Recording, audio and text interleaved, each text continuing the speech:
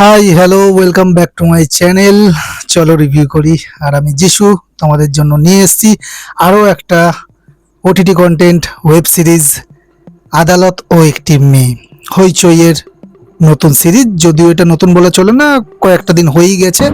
কৌশানী মুখোপাধ্যায়কে আমরা এখানে লিড চরিত্রে দেখতে পাই এবং সমাজের একটা মুখ্য জিনিস, একটা ন্যাস্টি জিনিসকে এখানে প্রেজেন্ট করা হয়েছে এবং সেই জিনিসটা কতটা ভালোভাবে প্রেজেন্ট করতে পেরেছে এবং কৌশানী মুখোপাধ্যায় কতটা ভালো এই রোলটাকে জাস্টিফাই করেছে সেটা নিয়ে একটা ছেলেকাটা করব। কথা হচ্ছে আদালত ও একটি মেয়ে, এই সিরিজটাকে নিয়ে কেমন হলো। দেখো, কৌশানী মুখার্জি এর আগে তো উল্টোপাল্টা অনেক ধরনের বই করেছে, এখনো চলে।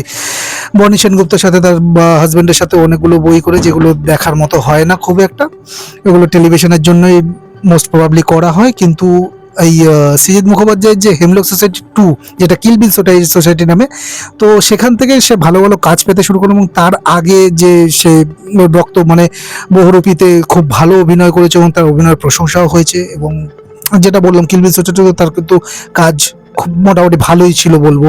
তো সৃজিত মুখোপাধ্যায় তাকে দিয়ে খুব ভালোভাবে কাজ করেছেন এবং এখানেও তাকে একটা ইন্টেন্স একটা লুকে দেখা গেছে, একটা ইন্টেন্স অভিনয়ের একটা জায়গা তার ছিল। তো সে কেমন করেছে এবং গোটা সিরিজটা কেমন হয়েছে তারই একটা ছেলেকাটা এবার শুরু করছি। তো কথা হচ্ছে আদালত ও একটি মেয়ে সিরিজটাকে নিয়ে। দেখো, তনুজা অভিনীত তপন সিনহার সেই ক্লাসিক সিনেমাটিকে নতুন আঙ্গিকে এবং আধুনিক প্রেক্ষাপটে পরিচালক কমলেশ্বর মুখোপাধ্যায় যেভাবে পর্দায় এনেছেন, সেটা আমি মোটামুটি প্রশংসা করব, তার এই কাজের ধরনকে এবং এই কাজের স্টাইলকে। কৌশনী মুখোপাধ্যায় এখানে কেন্দ্রীয় চরিত্রে জয়িতার ভূমিকায় অভিনয় করেছেন।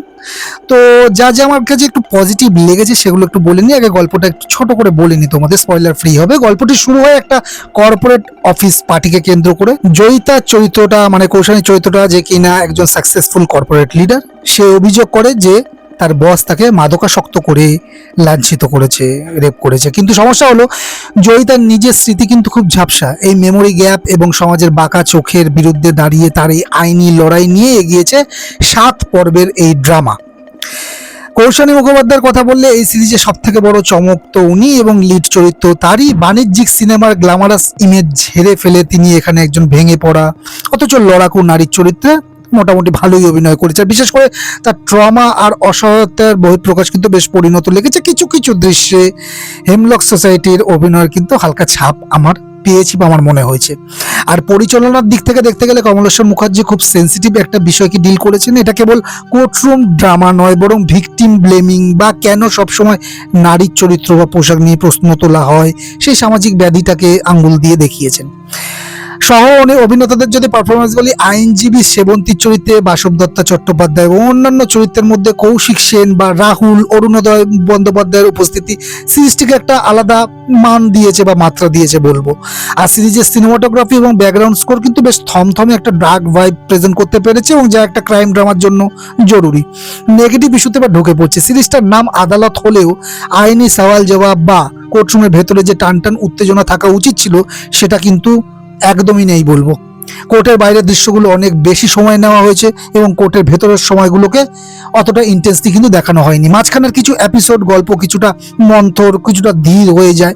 অনেক সময় মনে হতে পারে একই দৃশ্য, একই ইমোশন যেন বারবার করে দেখানো হচ্ছে। যারা তপন সিনহার অরিজিনাল ছবিটা দেখেছেন তাদের কাছে এই আধুনিক অ্যাডাপ্টেশন কিছুটা কিন্তু দুর্বল মনে হবে। যদিও যখন কিনা আমার তপন সিনহার এই অরিজিনাল যে ছবিটা সেটা দেখা আছে এবং সেখানে তনুজার পারফরমেন্স এবং কৌশলী তার পারফরমেন্সের মধ্যে কিন্তু একটা তফাৎ তো আছে, সেটা তো আর তনুজার সাথে আমি কম্পেয়ার করছি না। কিন্তু এই আধুনিক অ্যাডাপ্টেশনে কিন্তু অনেকগুলো দুর্বলতা, অনেকগুলো খামতি কিন্তু নজরে পড়েছে। অরিজিনাল ছবিতে যে রনেসটা ছিল এখানে কিন্তু তা অনেক বেশি গ্লসি। ফাইনাল ভার্ডিক্ট যদি এই সিরিজটাকে দিই, তুমি যদি সিরিয়াস সোশ্যাল ইস্যু এবং পারফরমেন্স ওরিয়েন্টেড কাজ দেখতে পছন্দ করো তবে আদালতও একটি মেয়ে অবশ্যই একবার দেখতে পারো। আর কৌশানীকে যারা কেবল কমার্শিয়াল হিরোইন হিসেবে দেখে অভ্যস্ত তাদের জন্য এই সিরিজটা কিন্তু একটা সারপ্রাইজ হবে। তার জন্য এটা কেবল বিনোদন নয়, বরং সমাজের কাছে কিছু কঠিন প্রশ্ন তো রেখে যাচ্ছে।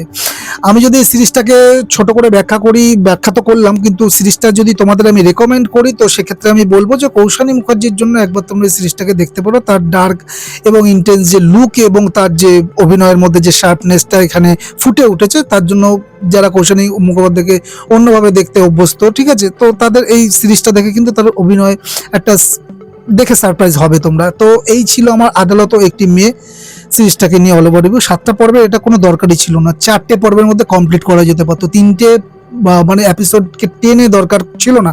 ডাইনি বলে যে মিমি চক্রবর্তীর যে সিরিজটা ছিল সেখানে একটা দুটো এপিসোড কিন্তু ডিমান্ড করছিল, এখানে কিন্তু একদমই ডিমান্ড করছিল না। তো এটা জোরপূর্বক মানে 7টা এপিসোড করা হয়েছে এই বলবো। এই সিরিজটাকে যদি আমি রেটিং করি তাহলে রেটিং আমি করবো এই 2.8 আউট অফ 5। আর যারা দেখে ফেলেছো এখনো পর্যন্ত তারা তোমাদের কমেন্ট আমাকে জানাতে পারো তোমাদের কেমন লেগেছে এই সিরিজটা। আর এই ভিডিও যদি ভালো লাগে একটা লাইক শেয়ার করে দিও তোমার কাছে বন্ধুদের সাথে। দেখা হচ্ছে নেক্সট ভিডিওতে, নেক্সট মুভি রিলেটেড বা সিরিজ রিলেটেড কোনো রিভিউ নিয়ে। ততক্ষণ ভালো থাকো, সুস্থ থাকো, দেখতে থাকো, চলো রিভিউ করি, টাটা।